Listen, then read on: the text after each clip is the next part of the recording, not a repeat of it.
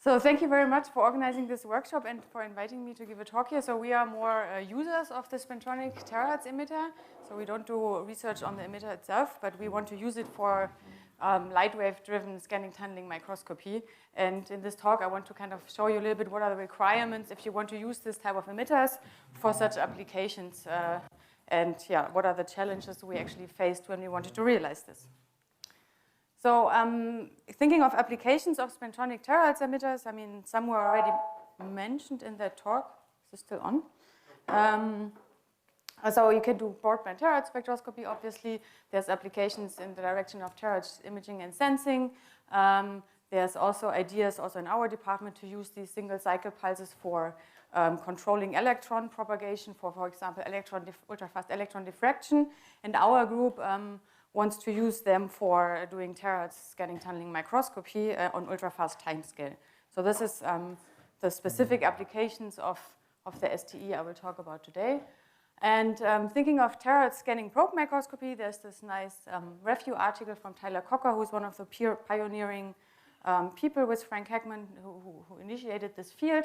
So starting from free space, you can go through apertures and gain a bit of sub-diffraction resolution, and then people also combine terahertz radiation with scanning near-field optical microscopy, where you can study the scattering, also the emission, locally excited emission of terahertz radiation, and this gives you a resolution down to on the order of a few 10 nanometer, maybe, if you are good.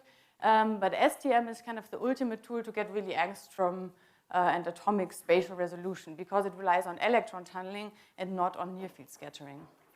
And as it turns out, you can actually operate an STM quite well with a terahertz pulse as well. So STM is, of course, a good imaging tool with atomic spatial resolution. I just want to mention that it's also a spectroscopic tool. So because you can do scanning tunneling spectroscopy and you can get information of local density of states and specific states and in regions of the sample you are interested. So this is what motivates to use the scanning tunneling microscopy. And people very early on tried to combine STM with ultra-fast time resolution. And one of the first questions was, how do you actually get an ultra-fast voltage pulse which controls your tunneling current into an STM? And the early attempts, they actually used just pulse generators and very good wiring to launch nanosecond to hundreds of picosecond voltage pulses into the STM, which they could apply to study spin dynamics on single spins on surfaces. Then this was kind of, there was earlier already attempts to extend STM to the picosecond regime. Already in the early 90s, people combined Austin switches, which they photo-excited with a femtosecond laser, to launch a terahertz pulse, which actually propagates to the junction on a strip line. Of course, this is a complicated sample geometry, and the time resolution was also limited to the picosecond range. And then the key idea, which I think really changed the field of ultra-fast STM roughly 10 years ago, was the idea of Frank Heckman's group, and Tyler Cocker at the time was the PhD student who did this, to really take a free space terahertz pulse and focus it into an STM junction.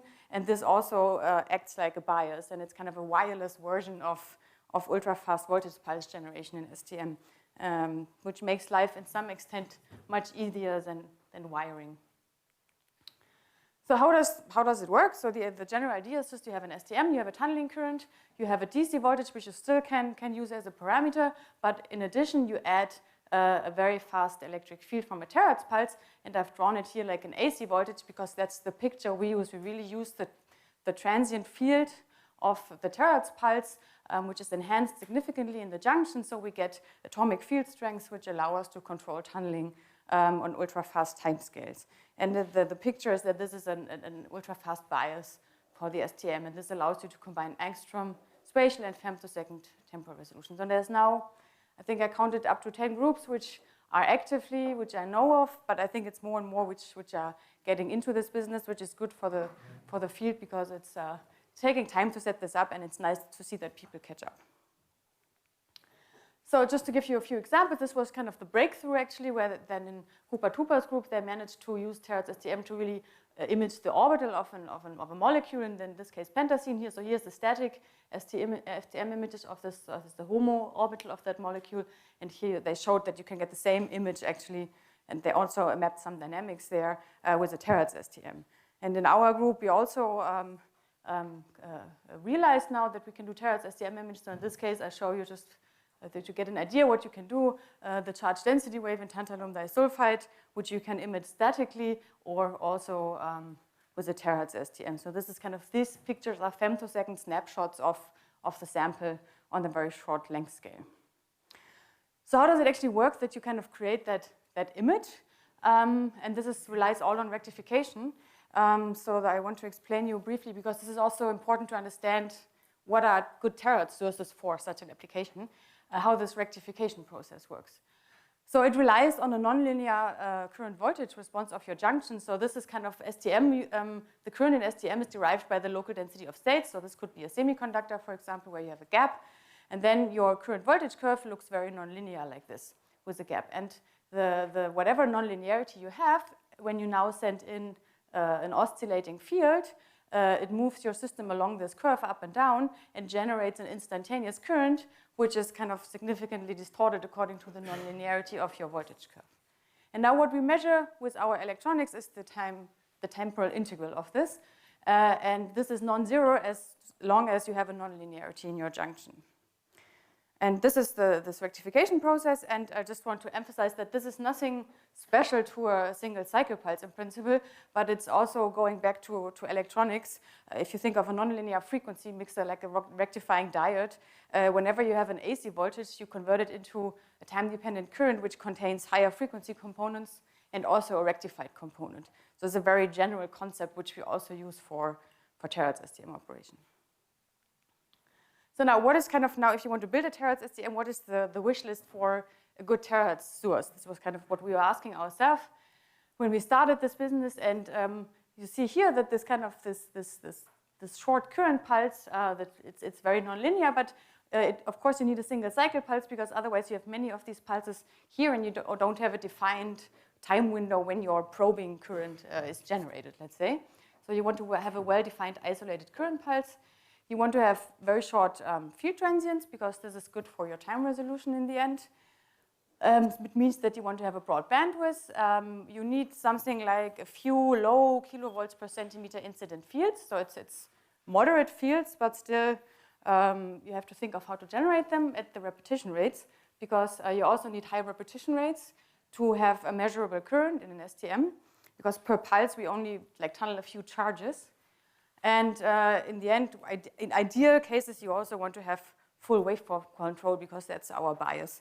And we would like to control the polarity and the CEP of these pulses.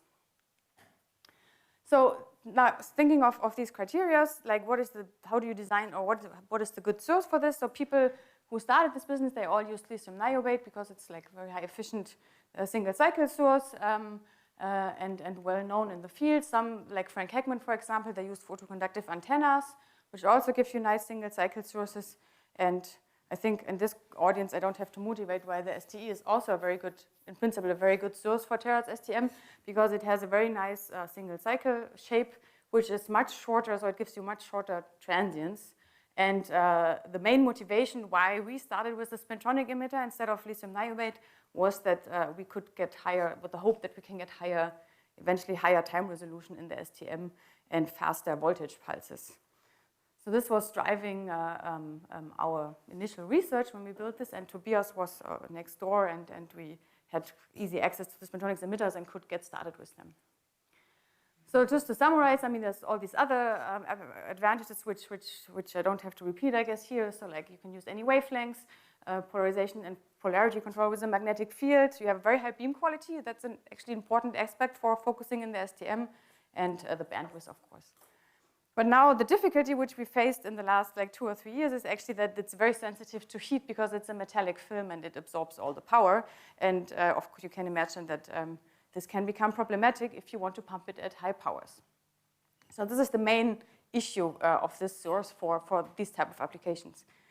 And to explain you a little bit more detail in what range in terms of heating we operate, I want to go through the numbers of what we require for STM. So in order to get a few volts in the STM bias, which is the typical bias range you need, and you think of the typical antenna factors, which gives you on the order of a few hundred millivolts per incident kilovolt per centimeter field. that's kind of what you have to keep in mind, what's in terms of the field strength. But in addition, you also need at least something like a megahertz repetition rate or two, which means that you have to operate at quite high pump powers. And this is a paper here, which from the Sebastian Sloat group. They analyzed in detail their specifications with lithium niobate source. And if you look at so they use like a few 10 microjoule infrared powers to generate these few kilovolts per centimeter fields with lithium niobate, and then they get on the order with a field enhancement of the tip, which is very beneficial for us. You get on the order of 1 to 10 volts bias. So this gives a good reference of where we have to head for. So we also have to be able to generate these few kilovolts per centimeter fields. And there's a last limitation I also want to briefly mention, that we cannot just use a big focusing mirror to focus tightly. So we have, like in the STM, this is our STM head. It's hard to see, but these are the parabolic mirrors. They are installed inside the low temperature STM, but the maximum we could get in is 1 inch. It's good, but it's kind of a limitation you have to keep in mind, that you cannot kind of expand your beam very large to focus very tight. So in the first steps we did was a room temperature STM, and then a 10 femtosecond 800 nanometer laser system was kind of, we sent in rather weak terahertz pulses, so we put the STE in a focus, similar like people do in an oscillator setup, and we send it on the tip. And the first question was, we have to characterize these biases somehow. So how do we do this? And here you see kind of the waveform we measure inside the STM. So here we do a sort of photocurrent sampling, I think. So what we do is actually I'm missing a figure here. So we have the tip. I tried to explain. We have a tip, and then we do photo emission from the tip with an IR pulse. So we don't have it in tunneling. We have a freestanding tip. We photo emit, and then we use the terahertz pulse to modulate the yield of this photo emission current. And here you see the photocurrent curve emitted from the tip. So there's just photocurrents, and then we use the terahertz bias to modulate this photocurrent. And by changing the delay, we can map out kind of the waveform inside the STM. And we can also swap the polarity and test that this is kind of consistent with what we expect from the STE. And we could do a bit more. So we could actually use this method to compare kind of the incident fields, what we can measure with electro-optic sampling, with the near field in the STM. So you can kind of sort of characterize the antenna response of your STM tip. And we realized that there's kind of a very strong low-pass filtering behavior of these very long wire tips. So this is kind of a task for the future also to kind of get better in removing this low-pass filtering. So if you compare the incident fields and the incident spectra, we see that they're significantly filtered due to this kind of large inductance and long wire antenna behavior of the tips. Nevertheless, we get frequencies here which are not achievable with other sources. So the problem in this experiment was that were very limited in the terms of the power. So we could only apply a few hundred milliwatts. So it was very close to an oscillator setup actually, where we want to use, and we could only generate 100 millivolts. So this was kind of at the limit before we destroy the STE. So what we then did is we were asked ourselves, so how do we get actually the ideal excitation condition for this type of experiment? And if you think of oscillator setups, you put the STE in a focused pump beam. This obviously limited a lot the power we could use. The opposite extreme case is like kilohertz lasers with millijoules, where kind of Tom nicely showed that you can increase the beam size, put the STE, a large area STE in a collimated beam, focus tightly and get high field strengths. This is also not ideal for our case because then we have very low fluences. So what is kind of for megahertz microjoule lasers the good application? The good conditions. And so here's our setup. So if we would just do the same as with the kilohertz systems, we have a 1-inch collimated beam. Of course, we can do this. We can put the STE in there, and we can generate terahertz and put it in the STM. But the fluences we end up with at our laser system is lower than what we can actually make use of the STE. So we only kind of explore a small range of this demagnetization curve here. And then we decided to kind of build a telescope and decide what is actually the best spot size in terms of the fluence. And we gain a little bit of field strength here because if you decrease the spot size, the terahertz power scales quadratically. And then if you expand the beam to the maximum of your optics and focus, you can get a little bit more field strength. So this is kind of what we decided would be the ideal geometry. And this is kind of, we can get, with the highest power we can have, we can get close to kind of this few, slightly below 1 millijoule per square centimeter fluence, which is the ideal regime. There's just one big problem, obviously, which is that you cannot just put like this tens of watts of power in this small beam size on the STE. And this is where we kind of came up with the idea to cool it. And there was one previous work from the group of Clara Saraceno in Bochum, which tested this kind of, they had a similar laser system, similar power levels, which tested this, this idea of cooling the STE. And what they did compared to a freestanding, they mounted on a backside water-cooled mount, and they measured the terahertz emission in reflection, and they could show that you can kind of keep the temperature significantly below 100 degrees, which seems to be a range where you can nicely operate it. And also the fluence behavior, they observed like at high fluences some irreversible damage, and with the cooling on, they just observed the saturation behavior due to the intrinsic electron dynamics in the STE. So this worked out quite well. It's just that for us, this geometry was not really convenient in terms of integrating the STE and in our compact and rather complicated STM setup. And we were thinking of what is actually other methods. Can we get around this cooling, water cooling geometry, and what is another method to cool the STE? And then I was starting to think, like, what do people do in other experiments when they have to deal with material damage? And I'm coming from in my PhD, I did a bit of ultra-fast electron diffraction, and if you think of what people do there, there's this kind of diffract and destroy approach, but this is kind of what Chapman and so on in Hamburg do. There they destroy the molecule completely and irreversibly, and then they have to refresh the material all the time in a jet. That's not very convenient, of course, for the STE, but we don't have irreversible damage. We just have heating, so that's reversible. So if you think of such a problem, you can think of the old idea of having a rotating anode X-ray tube, where people have the same problem. They have this kind of high-intensity electron beam which heats the anode a lot, and then they just rotate it very fast to cool it with a rotation and to refresh the material constantly. And this works pretty well also for the STE. So we're thinking the STE is perfect for this because it's a very thin film. You can grow rather large substrates. And it's a simple transmission geometry, so you don't have phase matching or anything. So then I asked Tom, can we get a large STE to try this? And that's how we mounted it. So there's a small DC motor here, and this is a 2-inch STE. And we send in the beam through this 3mm spot here, and then we just start rotating it and test the operation under these conditions. And it works. We were surprised how well this actually works. So here you see this is a heat camera picture, so we rotate the STE in this configuration. And here's a heat camera picture of when we pump it at 6-watt power. It goes above 100 degrees, which is already, for long-term operation, a problem. But as soon as we start to rotate it at 300 hertz here, the heat is rather nearly homogeneously distributed in a ring. So here's the mount. That's why you don't see the full ring. It's rather distributed homogeneously inside a full ring. So apparently we rotate already fast enough to kind of beat the heat transport here. So then we characterized a bit the thermal conditions of the STE. So we did two things. We measured the heat camera temperature, and we also measured the thermal radiation with a polarizer in the beam, the thermal power.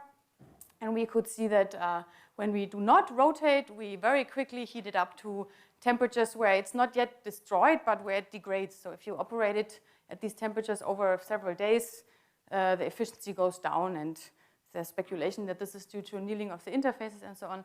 But this is not feasible, obviously, for long-term operation. And if we kind of rotate it, we can go to the maximum power we have available at the moment.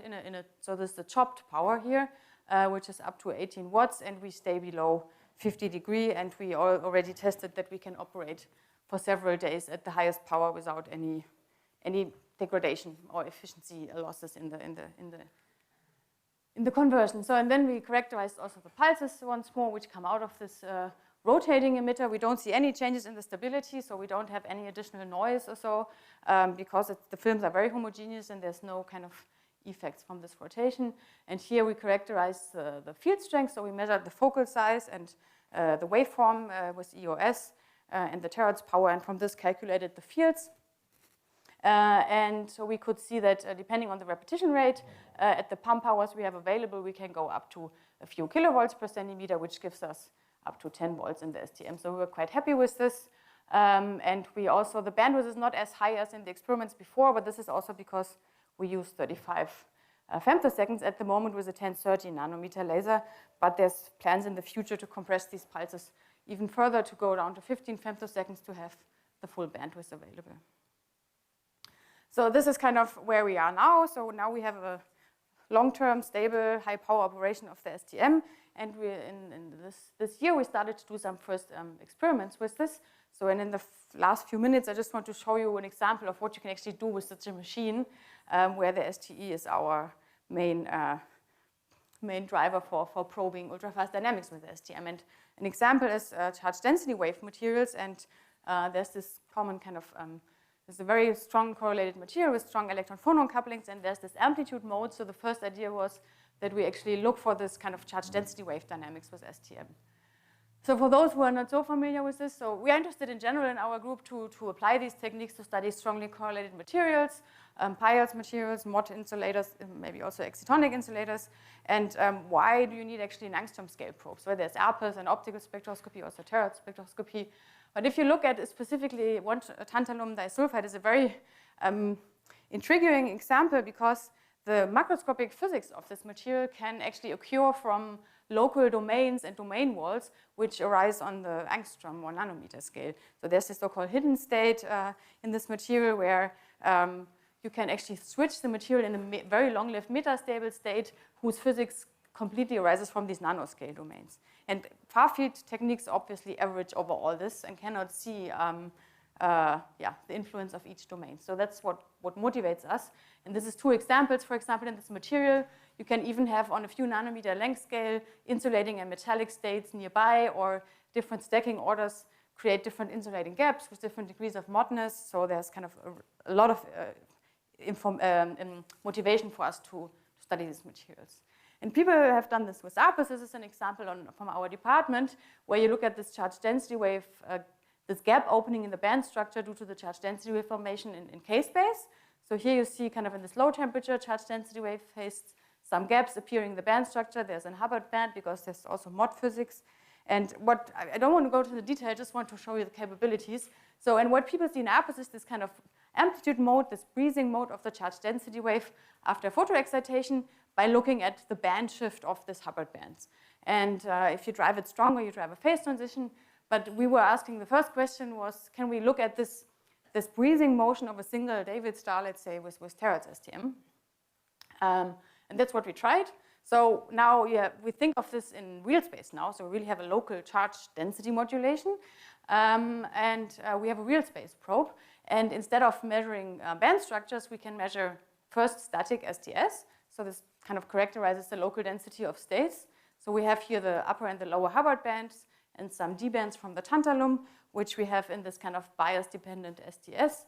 Normally people have it 90-degree rotated. To compare with ARPAS, it makes sense to put it like this. And then what we do, we apply now a terahertz pulse. So now we go to terahertz STM mode, and we set it such that we are tunneling either in a single state or also often over multiple states. And this is what I showed you in the beginning. So we can first start seeing, okay, we also see the charge density wave in the terahertz STM image. This is now a single pulse experiment. And this is the last slide. I want to just show what you can do with it. If we now pump the system and we put the tip on top of a single David star here, we can actually see this phonon appearing in the photocurrent. So this is a kind of very preliminary data, which we just measured this summer, but we have seen it repeatedly in this material, and it's actually the first time someone can actually look at this amplitude mode oscillation on this local scales with terahertz STM. And just one last word for the mechanism. So it's important to realize that everyone thinks in STM usually of atoms which move, right? So if you excite a phonon, you think of an atom which might move and modulate your junction. But this effect is very small, at least in this system, compared to the local charge density changes, because you also probe the local charge density. So what is happening, and also kind of consistent with ARPAS, is that these bands actually are periodically modulated in this correlated material, and this is how they modulate our tunneling current. But this is something we are investigating now. And with this, I want to thank all the people which are involved in this work. First of all, my group who set up this kind of instrument, and Louis is the one on the tantalum, and Alkisti was the one with the high power STE. And of course, I also thank Tobias and Tom for all and the whole Terahertz group at FU for all the support we had, and Martin and also Takashi. Yes, thank you for your attention.